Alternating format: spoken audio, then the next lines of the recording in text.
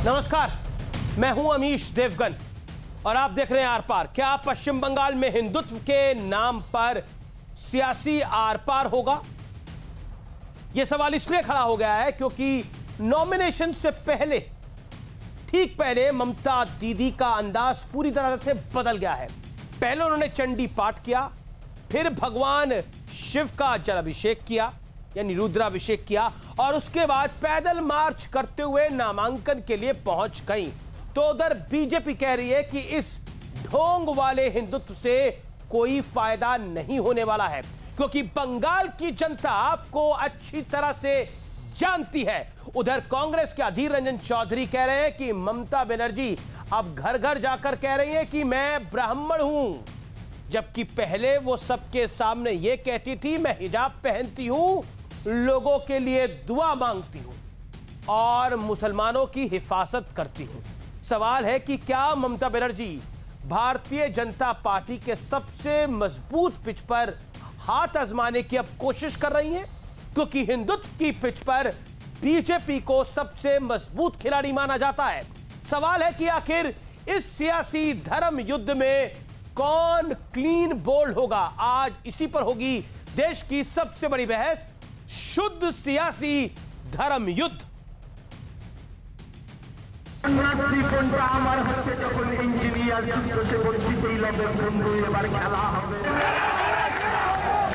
जयंती मंगला काली भक्त काली कपालिनी दुर्गा शिवा क्षमा धात्री सदा नमस्तुते। मैं आपको वादा कराता हूँ, चुनाव समाप्त होते ममता दीदी भी जय श्री राम बोलती हो जाएगी, आप चिंता मत करिए।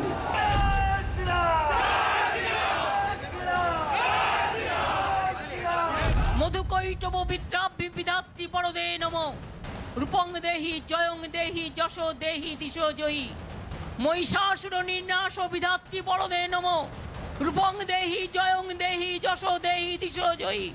आमियो हिंदू घरेर मेये, आमार साथे हिंदू कार्ड खेलते जावेन ना, आमियो हिंदू घरेर मेये।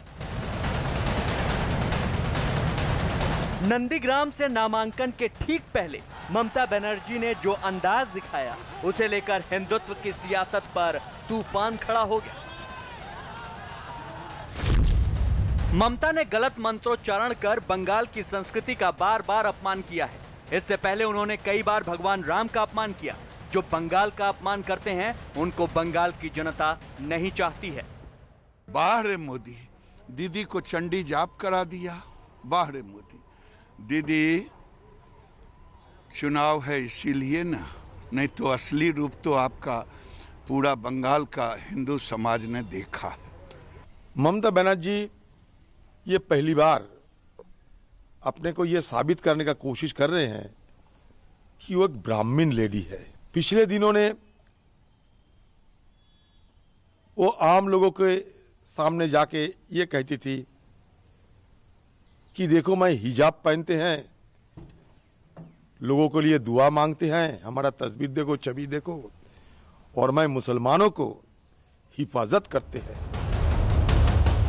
बीजेपी ने तो ये आरोप भी लगा दिया कि ममता बनर्जी ने गलत चंडी पाठ किया है और साथ ही ये भी कह दिया कि ममता बनर्जी को अब कलमा ही सुनना चाहिए, हिंदू होने का ढोंग नहीं करना चाहिए। सवाल इसलिए खड़ा हो गया है क्योंकि बीजेपी ने राम के नाम पर सियासत के पुराने पन्नों को भी खोल दिया है।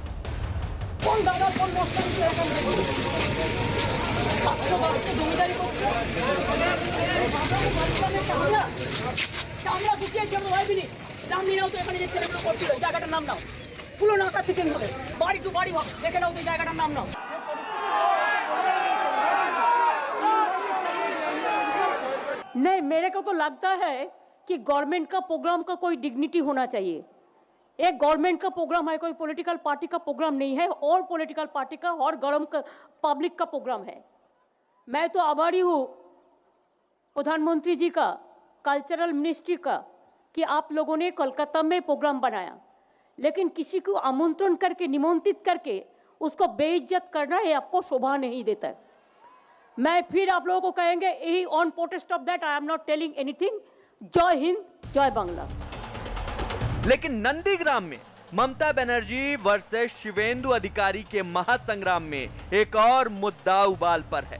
शिवेंदु अधिकारी कह रहे हैं कि नंदीग्राम में ममता बनर्जी बाहरी हैं, वो तो यहाँ वोट तक नहीं डालती। बहुत भारी मत से ममता बनर्जी जो भोवेमुनीपुर से भाग के उधर गया हेलीकॉप्टर से, वो हारने वाला है।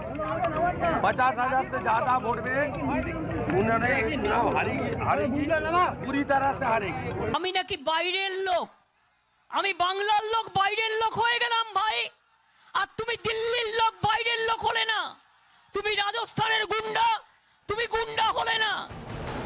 लेकिन सबसे बड़ा सवाल है, क्या चुनाव के बीच हिंदुत्व का दांव ममता बनर्जी को फायदा पहुंचाएगा? क्योंकि ममता बनर्जी जिस पिच पर खेलने की कोशिश कर रही है, बीजेपी उस हिंदुत्व की पिच की महारथी कही जाती है।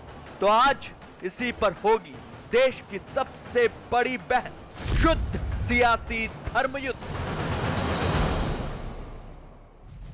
और अब वक्त है विश्लेषण का, सियासी धर्म युद्ध का विश्लेषण सुनिए। आइए मैं बढ़ता हूं आगे और आपको बताता हूं सियासी, और आपको दिखाता हूं सियासी धर्म युद्ध का विश्लेषण।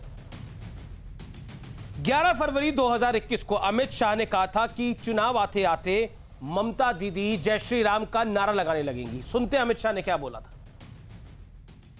मैं आपको वादा कराता हूं, चुनाव समाप्त होते ममता दीदी भी जय श्री राम बोलती हो जाएगी, आप चिंता मत करिए। मैं आपको वादा कराता हूं। अब मैं आगे बढ़ता हूं और आपको बताता हूं फिर ममता बनर्जी ने क्या कहा। ममता बनर्जी ने बोला कि मैं ब्राह्मण हूं, मुझे धर्म मत सिखाइए। वो भी बाइट में आपको सुनाता हूं और ममता बनर्जी का चंडी पाठ भी आपको मैं दिखाता हूं। ये दृश्यों वाला विश्लेषण है। वादा करा আমিও হিন্দু ঘরের মেয়ে, আমার সাথে হিন্দু কার্ড খেলতে যাবেন না। আমিও হিন্দু ঘরের মেয়ে, আমিও হিন্দু ঘরের মেয়ে, আমার সাথে হিন্দু কার্ড খেলতে যাবেন না। আমিও হিন্দু ঘরের মেয়ে। चंडी पाठ सुनिए अब। ओम जयंती मंगला काली भद्र काली कपालिनी दुर्गा शिवा क्षमा धात्री सहा सदा नमस्तुते। यानी पूरी कोशिश है कि ममता बनर्जी भी हिंदू है। और अब मैं आपको दो तस्वीरें दिखाता हूं। ममता बनर्जी नामांकन से पहले शिव मंदिर में पूजा, नामांकन के बाद काली मंदिर में पूजा। ये शिव मंदिर की पूजा है नामांकन से पहले। अब इसका अगला दृश्य देखिए, यहाँ पे रुद्राभिषेक भी किया ममता दीदी ने। अब उसके बाद नामांकन के बाद काली मंदिर में पूजा। कुल मिलाकर अगर आप देखें तो जब ममता बनर्जी 2011 के नामांकन के बाद मंदिर नहीं गई थी, 2016 के नामांकन से पहले भी नहीं गई थी मंदिर। अब मैं बढ़ता हूं आगे। गुजरात चुनाव के समय राहुल गांधी का टेंपल रन था। आगे बढ़ता हूं, मध्य प्रदेश राजस्थान में भी यह टेंपल रन जारी रहा। आज की तारीख में प्रियंका गांधी अपने आप को सबसे बड़ा हिंदू बताने में जुटी हुई है 2022 में विधानसभा चुनावों के लिए। बढ़ते आगे, मेरे साथ आज की इस चर्चा में संबित पात्रा हैं, प्रोफेसर संगीत रागी जुड़ रहे हैं, मेरे साथ साइना जावेद है प्रवक्ता कांग्रेस पार्टी की, मेरे साथ इस चर्चा में जुड़ रहे हैं मानव जायसवाल प्रवक्ता टीएमसी के, और तौसीफ खान राजनीतिक विश्लेषक और टीएमसी की सरकार देखना चाहते हैं, ममता बनर्जी को दोबारा देखना चाहते हैं मुख्यमंत्री। सबसे पहले संबित पात्रा मैं आपका रुख करता हूं और सवाल बहुत सीधा और स्पष्ट है। ममता बनर्जी कह रही है कि मैं हिंदू घर में पैदा हुई हूं, मैं हिंदू घर में पैदा हुई हूं, मुझे हिंदू बताने की जुर्रत ना करे भारतीय जनता पार्टी। संबित पात्रा। देखिए अमीश जी, मुझे तो आज राहुल गांधी याद आ गए हैं। आज ममता बनर्जी ममता गांधी जैसे बात कर रही है। आप याद करिए, ठीक इसी प्रकार का वक्तव्य राहुल गांधी दिया करते थे। बंद कमरे में कहते थे हां हम मुसलमानों की पार्टी है, और जब कमरा खुल जाता था तब यही राहुल गांधी कहते थे देखो मेरा जरा चंदन ले आओ, टीका ले आओ, मुझे चंदन लेप लगाओ, टीका लगाओ, मेरा जनेऊ भी लाओ, कोट के ऊपर मुझे जनेऊ पहनाओ, और देखो मैं तो ब्राह्मण हूं। सुरजेवाला बोलते थे ये ऐसे वैसे हिंदू नहीं है, ये तो जनेऊधारी ब्राह्मण है। आप याद करिए। और आज भी ठीक उसी प्रकार मुझे तो शक हो रहा है कि ममता गांधी कब से बन गई। बिल्कुल ठीक वही भाषा। आज तक वो कहती थी कि मैं तो हिजाब पहन करके नमाज पढ़ूंगी, और आप कलकत्ता जाइए तो हर चौराहे पे आपको हिजाब पहनकर नमाज पढ़ती हुई ममता बनर्जी की पोस्टर दिख जाएगी। वही ममता बनर्जी जो दुर्गा पूजा विसर्जन के ऊपर रोक लगाया था, एक बार नहीं दो बार लगाया था, और कोर्ट से, हाई कोर्ट से फटकार पड़ने के बाद उन्होंने विसर्जन को अलाउ किया था। वही ममता बनर्जी जो जय श्री राम के नारे सुन तक नहीं सकती है, और उन्होंने कहा था कि मैं जो है चमड़ी उधेड़ दूंगी अगर आप जय श्री राम बोलोगे। तो वही ममता बनर्जी आज अचानक चंडी पाठ करना चाहती है, ब्राह्मण की बेटी बन गई है। वही ममता बनर्जी अचानक हिंदू बन गई है। देखिए, वही हश्र होगा जो राहुल गांधी का हुआ है। राहुल गांधी तो बंगाल नहीं जा रहे हैं, मगर राहुल गांधी के पूरे विषय को, लेकिन आपके केंद्रीय मंत्री वो संबित पात्रा आपके केंद्रीय मंत्री गिरिराज सिंह कह रहे हैं कि ढोंगी हिंदू है ममता बनर्जी। क्या आपको लगता नहीं है कि ममता बनर्जी के इस रूप से आप डर गए हैं? आज नंदीग्राम में उन पे हमला भी हुआ है, उनके पैरों में चोट लगी है, इलेक्शन कमीशन जा रही है ममता बनर्जी शिकायत करने के लिए। क्या कुछ कर रहे हैं आप सत्ता पाने के लिए? ढोंगी हिंदू कह रहे हैं ममता बनर्जी को। देखिए, मैं दोनों का मैं अलग अलग जवाब दूंगा जी। देखिए, इस देश में बड़ी विकट परिस्थिति है। 70 वर्षों तक अपने आप को सेक्युलर कहने वाले लोग, आप याद करिए, इन सभी लोगों का बाइट निकालिए। ये एक टर्म यूज करते हैं ब्राह्मणिकल पेट्रियार्की, कि ये जो ब्राह्मणिकल पेट्रियार्की है उसके कारण देश समाप्त हो रहा है। आज अचानक ये सारे लोग ब्राह्मण की बेटी, ब्राह्मण का बेटा, ये सब ऐसे बन गए हैं। दूसरी बात है, यही वो लोग हैं ना जिन्होंने राम मंदिर, भव्य राम मंदिर का निर्माण नहीं होना चाहिए, उसके लिए कमर कस के लगे हुए थे। यही ममता बनर्जी, यही सोनिया गांधी, यही राहुल गांधी कह रहे थे 2019 तक राहुल गांधी की तो पार्टी कह रही है, राहुल गांधी की तो पार्टी कह रही है कि ममता बनर्जी हिजाब पहनती थी पहले, अब देखो इनको चंडी पाठ करना पड़ रहा है। अधीर रंजन चौधरी का बयान है जी आज। राहुल गांधी की पार्टी क्या कहेगी? नहीं तो राहुल गांधी भी तो टोपी पहन के घूम रहे हैं, वो क्या दूसरे का हिजाब देख रहे हैं? खुद टोपी पहन के घूम रहे हैं, दूसरे के हिजाब पे नजर है। अरे दोनों एक ही थाली के चट्टे बट्टे हैं, दोनों फैंसी ड्रेस हिंदू हैं। मतलब चुनाव के डेट घोषित होते ही ये हिंदू बन जाते हैं, और उससे पहले जो हैं वो किस प्रकार से तुष्टीकरण की राजनीति करते हैं ये पूरे हिंदुस्तान से छुपा नहीं। ठीक है, लेकिन बड़ी खबर आ रही है संबित, मैं चाहता हूं आपका रिएक्शन मिले। बंगाल में नंदीग्राम की घटना है, ममता बनर्जी पर हमला हुआ है, उनको चोट लगी है जो उनका कहना है। हालांकि उसके दृश्य अभी तक हमने नहीं देखे हैं। ममता के पैर में चोट लगी है, गाड़ी उनके पैरों के ऊपर से चली गई है, ऐसी खबर आई है, और इस समय कोलकाता रवाना हो गई है। वो इलेक्शन कमीशन को भी शिकायत करेंगे इसकी। आपकी राय? वो कह रही है साजिश हो रही है मेरे खिलाफ, बंगाल की जनता देखे। देखिए, मैंने कोई फुटेज देखा नहीं है, उनके पैरों के ऊपर कोई गाड़ी चढ़ते हुए फुटेज देखा नहीं है। अगर कोई गाड़ी चढ़ गई है, अगर उनके पैरों में मोच इत्यादि आ गया है, मैं तो प्रार्थना करूंगा कि चाहे वो हमारी प्रतिद्वंदी ही क्यों ना हो, जल्दी वो स्वास्थ्य लाभ करे। साजिश का आरोप लगा रही है, वो कह रही है साजिश हो रही है मेरे खिलाफ। नहीं, मैंने सुना कि वो साजिश तो बोल रही थी, मगर किसने साजिश किया ये तो बताया नहीं उन्होंने तो कहा नहीं कि भारतीय जनता पार्टी के ऊपर मैं आरोप लगाती हूं। मैं देखता हूं वो जाके इलेक्शन कमीशन में किसके खिलाफ कंप्लेंट कर रही है, कौन से साजिश के विषय में बता रही है। ये सारा विषय पहले खुलासा तो होने दीजिए, उसके बाद हम रिएक्ट करेंगे। मोच आया है, साजिश हुआ है, क्या? देखिए, ममता बनर्जी देश की एक जानी मानी लीडर है। ममता बनर्जी बंगाल की चीफ मिनिस्टर हैं। ये बंगाल के लॉ एंड ऑर्डर को क्या हो गया है आप बताइए? चीफ मिनिस्टर को ही उत्तर देना पड़ेगा। जिस राज्य में चीफ मिनिस्टर के पैरों के ऊपर गाड़ी चढ़ जाए और चीफ मिनिस्टर के सिक्योरिटी को लेकर इस प्रकार का विषय उठे, आप खुद बताइए उस राज्य में लॉ एंड ऑर्डर की स्थिति क्या है? पर अभी तो सब कुछ इलेक्शन कमीशन के अंडर है। बहरहाल साइना जावेद मेरे साथ जुड़ रही है, कांग्रेस पार्टी की प्रवक्ता। साइना जी, आपका अभिनंदन है। आपको मेरी आवाज मिल रही है साइना जी? जी, मैं सुन पा रही हूँ जी। आपके बड़े नेता अधीर रंजन चौधरी साहब को ममता बनर्जी का हिजाब दिख रहा है। वो कह रहे हैं कि अब देखिए चुनाव आ रहा है तो हिंदू बन रही है, लेकिन आपकी पार्टी ने तो खुद इंडियन सेकुलर फ्रंट के साथ समझौता कर रहा है, जिस पर आपकी ही पार्टी सवाल खड़ा कर रही है कि सेकुलरिज्म एक तरफा नहीं हो सकता। आनंद शर्मा ने क्लियर कट बोला। बताइए, बदरुद्दीन अजमल का एक बयान तो वायरल ही है। हालांकि वो कह रहे हैं कि मैंने ऐसा पहले बोला था, पहले ऐसा नहीं बोला था, ये तोड़ मरोड़ को पेश किया जा रहा है, लेकिन दोनों जगह आपका गठबंधन है। साइना जी, आप तो खुद 30% मुस्लिम वोट बैंक पर निशाना साधे हुए हैं। तो मैं सबसे जी मैडम बोलिए। बोलने दीजिए, मैं तो बोलने ही दे रहा हूं। ठीक है, बोलिए। हाँ, क्योंकि ममता बैनर्जी जी आज तक बिल्कुल, अधीर रंजन चौधरी जी थोड़ा देर पहले ही कहा, आप जो सुने होंगे कि आज तक ममता बैनर्जी जी जो मुस्लिम तुष्टीकरण की राजनीति करते आई है, सर में दुपट्टा देकर, हिजाब देकर मुस्लिम वोट बैंक को टालने की कोशिश की। जब वोट आता है तो उन्हें कभी मुसलमानों का याद आता है, अभी हिंदुओं का याद आया तो वो चंडी पाठ करने चले गई। लेकिन मैं संदीप पात्रा जी से पूछना चाहती हूँ कि हिंदू होने का क्या आप सर्टिफिकेट बांटते हैं सारे दूसरे लोगों को? हाँ, जो भी आपका नाम है, तो आप क्या सर्टिफिकेट बांटते हैं कि कौन कितना बड़ा हिंदू है? ये क्या वोट का मुद्दा हो सकता है? देश में बेरोजगारी इतना ज्यादा है, पेट्रोल डीजल का दाम बढ़ा है, ये सब लेकर तो आप बात नहीं करते। किसान आंदोलन 100 दिन से ऊपर चले गए, उसको लेकर आप बात नहीं करते। जब देखो राम और ये और वो लेकर आप लोग परेशान होते हैं। आपका फोन बज रहा है, फोन साइलेंट करिए, संबित पात्रा तब तक जवाब देंगे। संबित जी जवाब दीजिए आप। देखिए, मैं रिहाना खान जी से कहना चाहता हूं कि रिहाना मैडम, ये सर्टिफिकेट हम नहीं बांट रहे थे। रिहाना मैडम, ये शाहीना जावेद, जो भी इनका नाम हो, हाँ तो जो भी, हाँ तो जो भी आपका नाम हो, जो भी आपका नाम हो, जो भी आपका नाम हो, बता तो रहा हूं, जो भी आपका नाम हो, रिहाना हो या साइना हो, सुन लीजिए। ऐसा है रिहाना मैडम कि ये सर्टिफिकेट हम नहीं बांट रहे थे, ये सर्टिफिकेट आप ही के अधीर रंजन चौधरी बांट रहे थे कि हिजाब पहन के ममता बनर्जी पहले नमाज पढ़ती थी, आजकल मंदिर जा रही है, ये नकली हिंदू है।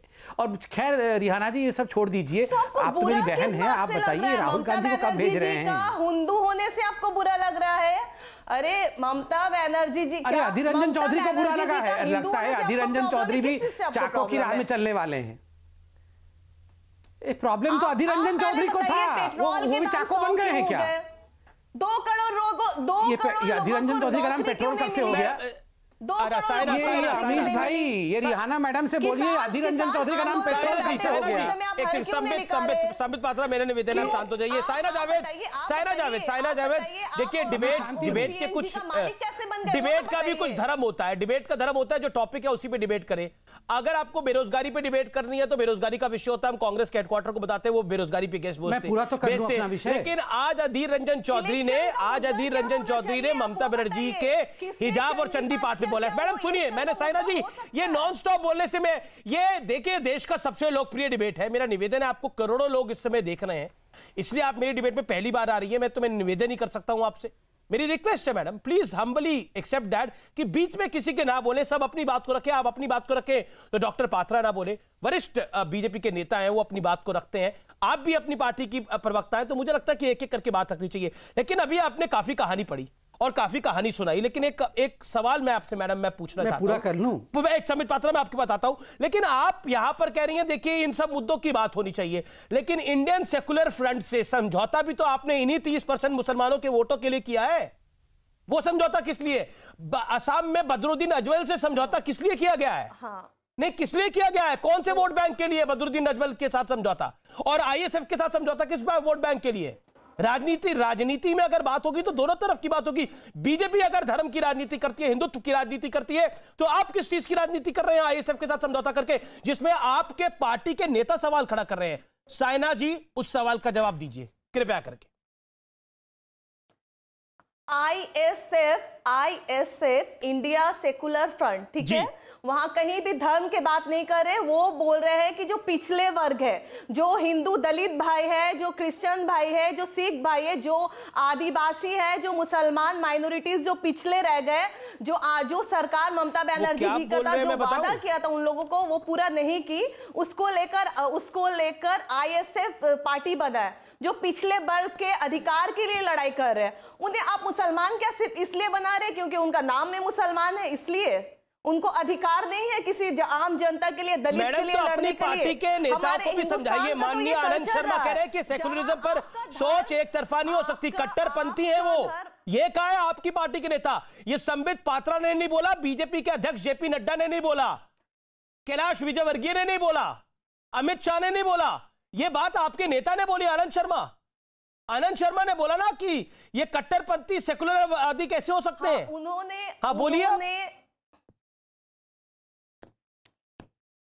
मुझे आप लोग का बात समझ में ही नहीं आता है। आप लोग चुनाव में कौन से मुद्दे में चुनाव लड़ेंगे उस बारे में बात करिए ना। आप लोग धर्म को लेकर रोज रोज क्यों बैठ जाते हैं समझ में नहीं आता है। ठीक है, आपके पास, बीजेपी वाले के पास तो कोई मुद्दा ही नहीं है कि किस मुद्दे में चुनाव लड़ेंगे। ठीक है संबित पात्रा, आपके पास कोई मुद्दा नहीं है किस मुद्दे पर चुनाव लड़ेंगे, इसलिए आईएसएफ को आप लोग बड़ा बना रहे हैं। आरोप आप पे है। आनंद शर्मा के साथ क्या आपकी साठगांठ है? देखिए, आज तो बेचारे चाको जी भी चले गए। मुझे तो लगता है कि बंगाल का चुनाव खत्म होते होते, 5 राज्यों में चुनाव खत्म होते होते ये रिहाना जी की पार्टी से सारे लोग चले जाएंगे, कोई रहेगा भी नहीं। क्यों बेकार का हम इनके साथ डिबेट करते रहे? ये 3 में ना 13 में है। मैं तो खाली एक ही अपनी बहन से पूछना चाहता हूँ, रिहाना बहन, ये बीच में बहुत बोलती हैं। अरे अमीश जी, जरा इनको, रिहाना मैडम को बोलिए बीच में चिल्लाना बंद करें, ऐसे डिबेट नहीं होता है। साइना, आप संबित पात्रा नाम गलत उच्चारण कर रहे हैं। साइना, ये आपका चाइना, ठीक है। चाइना मैडम से मैं पूछ लेता हूँ। चाइना मैडम, ऐसा है साइना जावेद, चाइना नहीं, शाहीना, कम सुनते साइना, हैं क्या? अच्छा, शाहीना जावेद, शाहीना जावेद। ना आप सुन गया। अच्छा, आप समझ गया।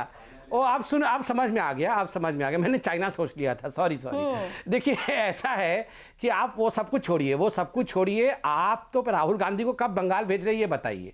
कब आ रहे हैं राहुल गांधी बंगाल? ये सब छोड़िए ना, बाकी हम संभाल लेंगे। आप राहुल गांधी को बंगाल कब भेज रहे हैं? कब आ रहे हैं वो? अच्छा, कुछ पता है? आ रहे हैं या नहीं आ रहे हैं? राहुल गांधी को लेकर आपको बहुत परेशानी होती है। आप कहते हैं चलिए नहीं आ रहे, ठीक है, में है ना 13 में है। कोई बात नहीं, वो नहीं आएंगे। अभी बंगाल में हम ऑपोजिशन पार्टी है, वो नहीं आएंगे तो आप छोड़ दीजिए, मैं टीएमसी के प्रवक्ता से डिबेट करता हूं। आप बोले हम सुने, प्लीज सुन लीजिए। आपके नेता ही नहीं आएंगे तो आपसे क्यों डिबेट करना है? छोड़िए ना, छोड़िए मैडम, छोड़ दीजिए साइना जी, छोड़ दीजिए। अब आपसे डिबेट करके क्या फायदा होगा? क्यों सुनना है भैया? और राहुल गांधी तो आएंगे नहीं, कैंपेनिंग आपका होगा नहीं। मैं क्या सुनूंगा बैठ के? मैं टीएमसी से डिबेट करूंगा। सुनने का तो आदत नहीं है, मोदी के अलावा तो कुछ सुन नहीं सकते। सुन के क्या होगा? सुन के क्या होगा? क्या सर, सुनने का तो आदत नहीं है। 2 सीट तो आप लोगों को वहां मिलना है नहीं। बंगाल में सारे नेताओं को, जो बीजेपी टीएमसी के थे, जो टीएमसी के चोर थे, चिटिंगबाज थे, सारे नेताओं को तो आप अपने पार्टी में लेकर आए। कौन से मुद्दे में आप इलेक्शन लड़ेंगे बंगाल में? उस बात में तो आप सीधे जवाब दे नहीं सकते। राहुल गांधी से तो आपको बड़ा डर लगता है, ये तो समझ में आता है। बहुत डरते हैं आप राहुल गांधी से, इसलिए बात में उनको बहुत डर गए राहुल गांधी से, बहुत डर गए हैं। अब मैं एक सवाल पूछता हूं, आपने मुद्दा पूछा तो मैं मुद्दे पर ही सवाल पूछता हूं, पता चलता है। क्योंकि यहाँ हिंदू करके यहाँ डिबेट हो रहा है। मैं एक सवाल दोनों आपसे भी और टीएमसी के प्रवक्ता से भी पूछना चाहता हूं। देखते हैं कौन यहाँ पर हिंदू है, हिंदू हितैषी है।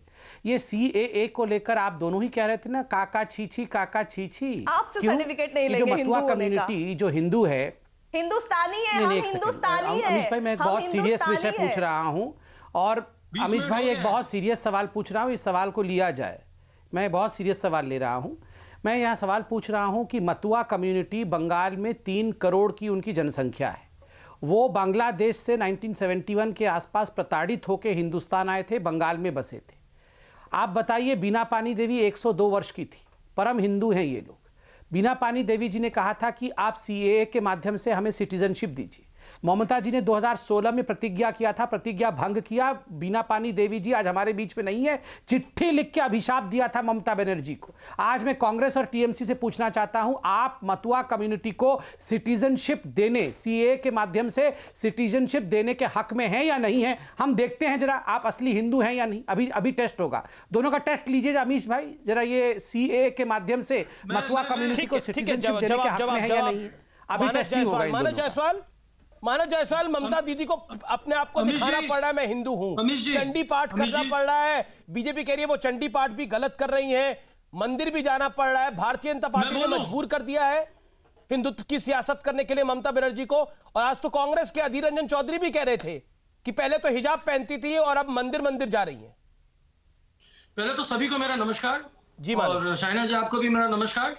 बहुत ही दुखद है कि संबित पात्रा जी जो यहाँ पे बैठे हैं, मैं उनका काफी आदर करता हूँ, बहुत ही बड़े प्रवक्ता हैं बीजेपी के और बहुत सम्मान है उनका। और शायद एमपी इलेक्शन भी लड़े थे उड़ीसा से, जगन्नाथ मंदिर भी उन्होंने दर्शन करा था। ये बहुत ही दुखद है कि आप अपने पैनलिस्टों का नाम चाइना वाइना लेते हैं।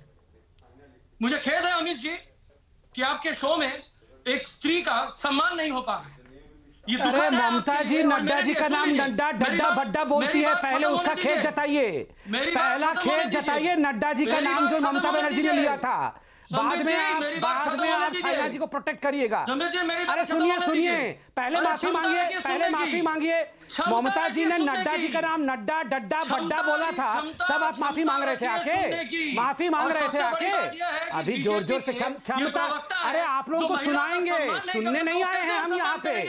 आप लोग जिस प्रकार से बंगाल को ध्वंस करने वाले लोग, आपको हम सुनाएंगे। आप पहले माफी मांगिए ममता जी के लिए। ममता जी ने जिस प्रकार से नड्डा जी के नाम को यहाँ पर अपभ्रंशित किया था, उसके लिए माफी मांगिए। अभी मानस जी को 40 सेकंड बोलने दीजिए, फिर आप जवाब दीजिए। ममता बनर्जी ने नड्डा जी के नाम को क्या बोला था? ममता जी ने जरा दिखाइए क्या बोला था ममता जी ने नड्डा जी के नाम का। ये संस्कार है नड्डा, ये संस्कार है। देखिए विषय पर आते हैं, देखिए आप देखिए विषय पे आते हैं। मानस जायसवाल, विषय ये नहीं है कि किसी का नाम, अभी जब संबित पात्रा का भी नाम 2 बारी साइना मैडम ने गलत बोला, तो कई बार गलती हो जाती है और हो सकता है कई गलतियां जान के भी होती हो, लेकिन वो विषय नहीं है। मानव जायसवाल इत्मीनान, आराम रखिए। ऑडियो आपका भी मैं ऑफ कर रहा हूं। मैं आपसे सवाल पूछ रहा हूं, ये हिंदुत्व की राजनीति करना क्या ममता दीदी की अब मजबूरी बन गई है? टीएमसी को दिखाना पड़ रहा है कि हम हिंदू हैं। देखिए, ये भारतीय जनता पार्टी वाले ने हमें गलत पोर्ट्रे कर दिया है। आखिर ऐसा क्यों हो रहा है? और अब तो कांग्रेस भी कह रही है कि पहले आप हिजाब डालते थे, अब आप मंदिर जा रहे हैं, अब आप चंडी पाठ कर रहे हैं। तो कुछ तो मजबूरियां रही होगी। आपको एक महिला का सम्मान करना होगा। ये हिंदुस्तान है, हम हिंदू हैं, हम महिला का सम्मान करना जानते हैं। मैं बंगाल से हूं। कहां सर महिला सम्मान में फंस गए आप इतनी देर से? जानती है नहीं, आपको बात करना होगा। नहीं, ये मैं मानूंगा नहीं। ये कोई तर्क करने का, ये कोई स्पर्धा नहीं है।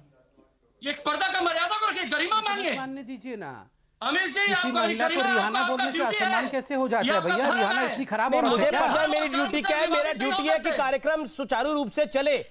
अब किसी ने किसी का नाम गलत ले दिया, पहले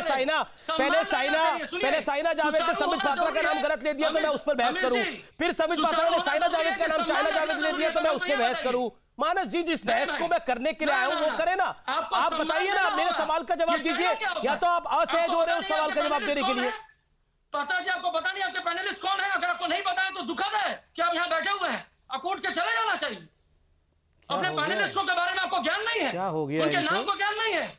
आप लोग तो दुनिया का नाम, हिंदुस्तान का नामकरण करना चाह रहे हैं। कौन है ये भैया? दुनिया का नामकरण ये कौन है? ये ज्ञान नहीं है, अज्ञान की बात कर रहे हैं। आप लोगों ने क्या क्या बोला है पीएम को? बिल्कुल नहीं पता है मुझे। आपका भी नाम नहीं पता है, आपको भी मेरा नाम नहीं पता। उससे क्या हो गया? उससे क्या हो गया? ये नाम खेलने थोड़ी आए हैं हम यहाँ पे। अरे ये नाम खेलने नहीं आए हैं। पहले बोलिए, आपको चंडी पाठ आता है कि नहीं, पहले ये बताइए।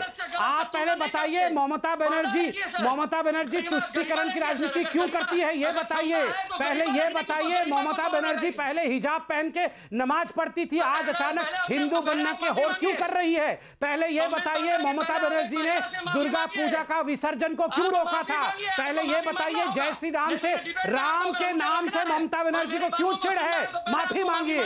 राम के नाम से ममता बनर्जी को क्यों चिढ़ है? माफी मांगिए। कर सकते हैं ना आप किसी भी महिला का। बाप रे, क्या हुआ? अरे इनके पैर, अरे आपके पैर पे गाड़ी चढ़ गया है क्या? क्या हो रहा है? क्यों चिल्ला रहे हैं इतना? नहीं, मानना होगा। क्या आपके पैर पे कुछ चढ़ गया है क्या? आपके पैर पे मैंने पैर रख दिया क्या? इतना क्यों चिल्ला रहे हैं? देखिए मानव, सिर्फ माफी में नहीं रह सकती। आपको अगर सवाल का जवाब देना, मैं आपको दोबारा एक मौका देता हूं। चंडी पाठ और मंदिर जाना, देखिए इससे ये नाराजगी से तो काम नहीं होगा। देखिए मैं बहस नहीं करूंगा जब तक वो माफी नहीं मांगेंगे। ऐसे तो फिर साइना जावेद को भी माफी मांगनी पड़ेगी, उन्होंने संबित पात्रा का नाम क्यों गलत दिया। मुझे लगता है वो विषय नहीं है। देखिए आप इस समय पब्लिक का टाइम वेस्ट कर रहे हैं। मैं बिल्कुल स्पष्ट भाषा में बोलना चाहता हूं, सवाल का जवाब दीजिए। या तो आप चाह रहे हैं कि डिबेट के अंदर डिबेट ना हो, यही सब होता रहे तमाशा। बहस हो ना, विषय पर बहस हो। अरे मुझे पता है मेरी बहस की गरिमा है, मुझे पता है मेरा शो नंबर 1 है, मुझे पता है मेरा कार्यक्रम बहुत ज्यादा देखा जाता है। सर तो मेरे सवाल का जवाब दीजिए ना। तब से आप एक ही आपका राग है, तब से आपका नहीं। देखिए अगर आपका एक ही राग है तो फिर कुछ नहीं हो सकता। मैं एक नारी मुख्यमंत्री के प्रांत से हूँ। हिंदुस्तान में इकलौती मुख्यमंत्री है जो महिला है। तो आइए अपने प्लान पे आइए ना, किसी और का आप अपने प्लान पे आइए। आप कह रहे हैं ममता बनर्जी नारी मुख्यमंत्री है और क्योंकि वो एक नारी मुख्यमंत्री है, उनको नारी मुख्यमंत्री बने रहना चाहिए, ये आपका पॉइंट है। ठीक है, आपका पॉइंट ये है ना, तो आइए अब आए आप अपने मुद्दे के ऊपर ना। चंडी पाठ पर आप भी कुछ कहना चाहते हैं, हिजाब पर आप कुछ नहीं कहना चाहते, बोलिए माफी मांगने, साइना जी से माफी मांगने के लिए। ठीक है, ओके, आपने अपनी बात को रख लिया। प्रोफेसर आगी, प्रोफेसर आगी,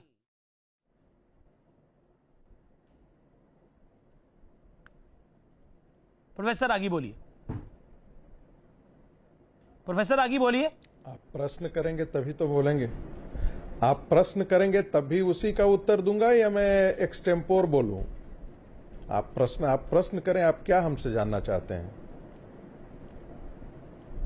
प्रोफेसर आगी, क्या आपको लगता है ये जो चुनावी हिंदुत्व है, ये अब ममता बनर्जी के भी सर चढ़ के बोल रहा है, कांग्रेस भी जिस पे सवाल खड़ा कर रही है? देखिए, बात बहुत साफ है। बंगाल में 30% मुसलमान हैं, लेकिन 70% हिंदू भी हैं। 2014 और 2019 के बीच में ये जो सामाजिक और धार्मिक समीकरण थे वो बहुत बदले हैं। 2019 के चुनाव में भारतीय जनता पार्टी को 57% हिंदुओं का वोट मिला था, जो 21% से बढ़कर के यानी कि 36% का सर्ज हुआ था। ममता बनर्जी को यदि आप देखेंगे तो 40% मुसलमानों का वोट मिला था 2014 में, और 2019 के चुनाव में 70% उनको मुसलमानों का वोट रहा है। मुसलमानों का वोट जो है वो लेफ्ट को 10% पर आकर के खत्म हो गया था। यहीं से लेफ्ट की पराजय की शुरुआत हुई थी और ममता बनर्जी सत्ता में आना शुरू की थी। और भारतीय जनता पार्टी के उदय के बीच में वे बहुत साफ साफ दिखता है यदि हम वोटों का प्रतिशत देखें। लेकिन प्रोफेसर आगी, 57% बीजेपी, प्रोफेसर आगी, मेरा काउंटर क्वेश्चन आपको है कि भारतीय जनता पार्टी, एक सेकंड, ममता बनर्जी की बाइट आ रही है, ममता बनर्जी की बाइट आ रही है, ममता बनर्जी कुछ कह रही है, सुनते हैं ममता बनर्जी क्या कह रही है। उन पे उनका इल्जाम है कि उन पे अटैक हुआ है। आप कलकत्ता जा रहे हैं? Big allegation by CM Mamata Banerjee. Big allegation. Rakesh Chawla where are you? उनकी गाड़ी, उनके पैर के ऊपर गाड़ी चढ़ गई है, ये उनका आरोप है। षड्यंत्र किया जा रहा है, ये उनका आरोप है। तौसीफ खान, मैं आपका रुख करना चाहता हूं। प्रोफेसर आगी, मैं वापस आऊंगा आपके पास। तौसीफ खान, चंडी पाठ पहले, फिर मंदिर दर्शन, और फिर हिंदू राग, और अब गाड़ी पैर उनका गाड़ी के नीचे आ गया है। देखिए, एक बहुत ही अफसोसनाक तरीके से अभी पात्रा जी ने पैर पे गाड़ी आने का मजाक उड़ाया। अभी पात्रा जी जो है तृणमूल के प्रवक्ता को कह रहे थे, आप क्यों चिल्ला रहे हैं, आपके पैर में गाड़ी चढ़ गया है क्या? ममता बनर्जी को पैर में जो चोट लगा है, ये क्या कोई मजाक है? आज हम अगर कोई अटैक होता है प्रधानमंत्री जी पे, बीजेपी के जो नेता है नरेंद्र मोदी जी पे, हम भी उसकी खंडन करेंगे, क्योंकि हमारा पॉलिटिकल झगड़ा है, उसको पर्सनल झगड़ा नहीं बनाएंगे। लेकिन आज संबित पात्रा जी मजाक उड़ा रहे हैं। आप इस स्तर की राजनीति करेंगे आप? कि चीफ मिनिस्टर को 4 लोगों ने उठाकर फ्रंट सीट से उठाकर पीछे के सीट में बिठाया है। ये पूरा विजुअल है, हर चैनल दिखा रहा है, आपने भी अभी दिखाया। चीफ मिनिस्टर का जो सिक्योरिटी होता है, सिक्योरिटी में इतना बड़ा लैप्स, क्योंकि इलेक्शन कमीशन अभी सिक्योरिटी इंचार्ज है, सारे पुलिस इलेक्शन कमीशन को रिपोर्ट करती है, जो सेंट्रल गवर्नमेंट के अंदर आता है। इस तरह की राजनीति होगी? एक महिला चीफ मिनिस्टर, जो अकेली चीफ मिनिस्टर, लड़ाकू चीफ मिनिस्टर। राजनीतिक स्टैंड अलग हो सकता है, लेकिन ये पर्सनल अटैक और उस पर मॉक करना, उस चीज का मजाक उड़ाना, ठीक है, ये बहुत ही शर्मनाक बात है। ठीक है प्रोफेसर आगी, इस पर कुछ कहना चाहते हैं? एक सेकंड, लेकिन ठीक है, आपका पॉइंट है प्रोफेसर आगी, इस पर कुछ कहना चाहते हैं? प्रोफेसर आगी बोलिए, 40 सेकंड। प्रोफेसर आगी बोलिए। अमीश भाई, मैं जरा इसमें बोलिए। Sambit Patra hold on. Professor आगी पहले 40 सेकंड बोले, फिर आप बोलिएगा। बोलिए प्रोफेसर आगी। देखिए, सबसे पहली बात तो कि यह महिला मुख्यमंत्री और पुरुष मुख्यमंत्री के नाम से संबोधन करने की यहाँ आवश्यकता नहीं है। और यदि राज्य की पुलिस, ये ठीक है कि चुनाव आयोग को सारी सूचनाएं देती हैं, लेकिन ऐसा नहीं है। पुलिस कमांड जो होता है वो पुलिस के अधिकारी ही तय करते हैं। ये नहीं है कि चुनाव आयोग उनको हर एक रूटीन मामलों में और सिक्योरिटी मामलों में उनको इंटरफेयर करती है, इसलिए ये बेकार की बातें हैं। आप ये तो ये देखिए कि साहब वहां पर इतनी राजनीतिक हत्याएं हो रही थी, तब तो मुख्यमंत्री कुछ नहीं बोलती थी। आज चोट लगी है, ये दर्दनाक बात है, हम सब आहत हैं उससे, लेकिन ये क्यों लगी है, कैसे लगी है? क्या ये साजिशतन स्वयं के पार्टी का साजिश तो नहीं है सिंपैथी वोट लेने के लिए? ये तो सारे विषय जो है इन्वेस्टिगेशन के विषय होने चाहिए। मैं तो ये साफ साफ दिख रहा है कि किसी मुख्यमंत्री के पैर पर कोई गाड़ी चला करके चला जाए। ये कैसे संभव हो सकता है? ये संभव नहीं हो सकता है अनटिल एंड अनलेस कोई समीप का ही व्यक्ति जो है उस सुरक्षा के किले में भेद करके ऐसी काम किया हो। तो ये तो मुख्यमंत्री को अपने ही के लोगों से सवाल करना चाहिए। ठीक है, तो ऐसा हुआ कैसे? तौसीफ इसका जवाब देंगे या फिर मानव जायसवाल है? मानव जायसवाल इस बात का, मानव जायसवाल। मुख्यमंत्री ने कहा, ओके तौसीफ बोलिए आप। 4 लोग, मुख्यमंत्री ने खुद कहा कि 4-5 लोग ऐसा आए, उनको धक्का दिया, पैर में उनको चोट लगा, उनको दरवाजा बंद करने की कोशिश किया और इस वजह से उनको पैर में चोट लग गया। और आज टीवी में बैठ करके नफरत फैलाने वाले लोग, रागी जैसे लोग और पात्रा जी जैसे वाले लोग मजाक उड़ा रहे हैं। आप क्या करना चाहते हैं? चीफ मिनिस्टर को जान मार देना चाहते हैं? ममता बनर्जी को जान मार देना चाहते हैं क्योंकि वो नरेंद्र मोदी के खिलाफ, उनके नीतियों के खिलाफ खड़ी है। बड़ा आरोप टीएमसी का कि ममता बनर्जी को जान से मार देना चाहते हैं क्योंकि वो बीजेपी के खिलाफ खड़ी है। ओके संबित पात्रा आप जवाब देंगे। संबित पात्रा को आने दीजिए। संबित जवाब। संबित से देखिए तौसीफ अभी आप इतनी बड़ी बातें कर रहे हैं, इतना बड़ा आरोप लगा रहे हैं, जान से मार देना। हो सकता है ममता बनर्जी गाड़ी में बैठ रही हो और दरवाजा दब गया हो और अभी ना वो विजुअल आए हैं दरवाजा दबने के। ये विजुअल जरूर आए कि ममता बनर्जी को उठाया जा रहा है, वो गाड़ी के पीछे वाले दरवाजे पे, पीछे वाली सीट पे जा रही है, लेकिन उसमें कहानी बना देना कि जान से मार देना चाहते हैं। देखिए आप अपनी बात को रखिए, लेकिन इतने बड़े बड़े इल्जाम आप लगा रहे हैं तौसीफ खान कि जान से मार देना चाहते हैं ममता बनर्जी को। ये इसको समझदारी से बोलना चाहिए नेशनल चैनल के ऊपर। मेरी गुजारिश है। संबित पात्रा जी मजाक उड़ा ये नहीं, देखिए अमीश भाई, हम बात कर सकते हैं या नहीं बात कर सकते? संबित आप बात कर सकते हैं। एक सेकेंड, आपने तौसीफ अपनी बात को रख लिया, संबित बोलिए आप। देखिए अमीश भाई, आपने जब ये डिबेट आरंभ किया और ममता जी के पैर के चोट को लेकर हमसे सवाल पूछा, पहला प्रश्न हमने अपनी टिप्पणी हमने पहले वक्तव्य में रखा। हमने कहा कि अभी तक हमने शॉट देखे नहीं है, ये विषय पूरा का पूरा शॉट इत्यादि आने के बाद जो भी कमेंट करना होगा हम करेंगे, मगर वो जल्दी स्वास्थ्य लाभ करे। भले ही उनके पैर में मोच आया हो या चोट लगी हो, वो जल्दी स्वास्थ्य लाभ करे। हमने कहा मजाक कोई नहीं उड़ा रहा है। देखिए यहां पर जिस प्रकार से अनर्गल प्रलाप किया जा रहा है कि भारतीय जनता पार्टी ममता बनर्जी को जान से मारना चाहती है। यहां कहा जा रहा है कि गाड़ी कौन सी गाड़ी चढ़ गई उनके पैर के ऊपर, जो भारतीय जनता पार्टी की गाड़ी थी। आपको कैसे मालूम? वो शॉट दिखाइए जरा कि भारतीय जनता पार्टी की गाड़ी चढ़ गई। आपको कैसे मालूम कि 2 लोग उनके पीछे भारतीय जनता पार्टी के खड़े थे जिन्होंने, नहीं आप पहले सुनिए, आप पहले सुनिए, आप मजाक उड़ा रहे हैं कि भारतीय जनता पार्टी जान से मारना चाहती है ममता बनर्जी को। आप मजाक उड़ा रहे हैं देश का, आप इलेक्शन कमीशन का मजाक उड़ा रहे हैं। 4 मिनट बोला, नहीं आपको सुनना पड़ेगा, आपको सुनना पड़ेगा। आप मजाक उड़ा रहे हैं इलेक्शन कमीशन का। आप कह रहे हैं कि इलेक्शन कमीशन ममता बनर्जी को जान से मारना चाहती है। ये क्या मजाक उड़ा रहे हैं देश के इलेक्शन कमीशन का? इलेक्शन कमीशन देश के किसी नेता को मार देती है? आप क्या बोलना चाहते हैं? अमीश भाई, मैं बीच में नहीं बोल रहा था, आप इनकी आवाज को कम रखिए। ये बहुत गंभीर विषय है और इन्होंने जान से मारने की बात कही है। मैं इस पे बिल्कुल स्पष्टीकरण देना चाहूंगा, पार्टी की ओर से बिल्कुल स्पष्टीकरण देना चाहूंगा, शांति से देश के लोग इसको सुने भी। अमीश भाई, अभी इलेक्शन कमीशन वहां कानून व्यवस्था देख रही है। यहां जो कहा गया है कि जान से मारने की कोशिश और साजिश की जा रही है, मैं जानना चाहता हूं कि क्या इलेक्शन कमीशन ममता बनर्जी को जान से मारने की साजिश कर रही है? ये आरोप टीएमसी हम पे लगा रही है। क्या इलेक्शन कमीशन इस देश में इस प्रकार की कारगुजारी कभी करती है?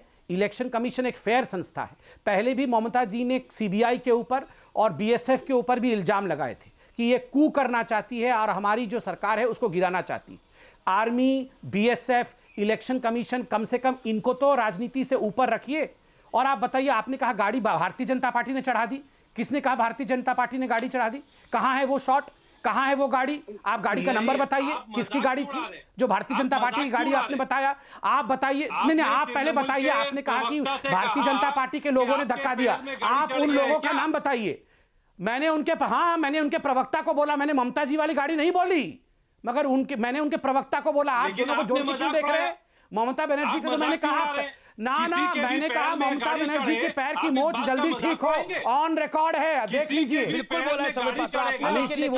अमीश जी आप दिखा दीजिए, मैंने ऑन रिकॉर्ड कहा कि ममता जी के पैर की मोच जल्दी ठीक हो जाए। इलेक्शन कमीशन से अभी शिकायत करी नहीं है टीएमसी से, वो कह रहे हैं कि हम करने पर विचार कर सकते हैं। कोलकाता रवाना हुई है, हम करने पर विचार करेंगे। अभी ऑफिशियल कोई शिकायत दर्ज नहीं कराई है, लेकिन इसी बीच बीजेपी का बयान आ गया है।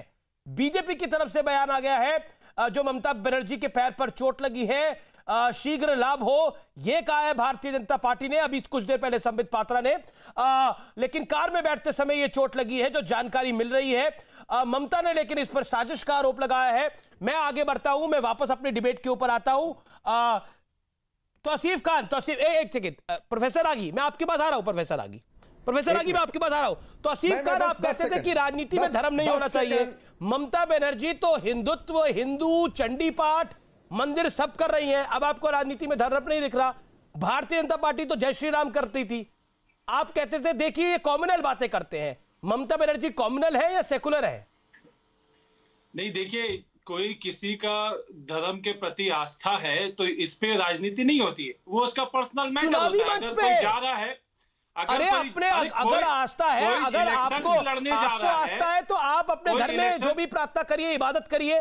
आपको अगर आस्था है तो चुनावी मंच पर चंडी पाठ करेंगे, अपना नामांकन भरने से पहले मंदिर जाएंगे और फिर दूसरे पे आरोप भी लगाएंगे। फंस गए तौसीफ भाई, फंस गए इस बार।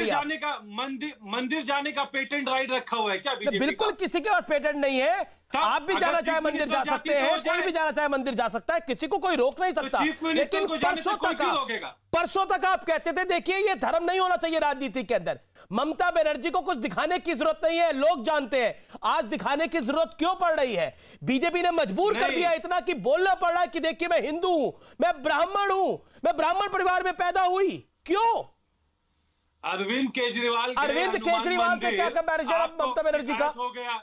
ममता बनर्जी जा रही है नॉमिनेशन के वक्त में मंदिर में, तो आपको शिकायत हो गया। आपको किसने कह दिया, बीजेपी को किसने कह दिया कि भगवान का सारा कॉन्ट्रैक्ट जो है उनको मिल चुका है या उनका पेटेंट राइट है? अरविंद केजरीवाल भी जा सकते हैं, ममता बनर्जी भी जा सकती है, इसमें प्रॉब्लम क्या है? तौसीफ भाई, अधीर रंजन चौधरी बीजेपी के नहीं है। वो कह रहे थे कल तक तो हिजाब पहन रही थी, मुसलमानों के बीच में जा रही थी, आज देखो चंडी पाठ कर रही है, मंदिर जा रही है, उन्होंने बोला है। तो वो कह सकते हैं, उनके यहाँ पे तो कोई अस्तित्व है नहीं। वो तो खुद एक दूसरे पार्टी के साथ में बैठ करके, दूसरों के कंधों में बैठ करके हैं। नहीं, वो तो दूसरों के कंधों में बैठ करके सोच रहे हैं कि उनकी सेकुलर पार्टी के साथ है उधर, इंडियन सेकुलर फ्रंट। हाँ, तो वो जो कि एक धर्म की नुमाइंदगी करती है सिर्फ, वो दूसरों के साथ में अलायंस करके है।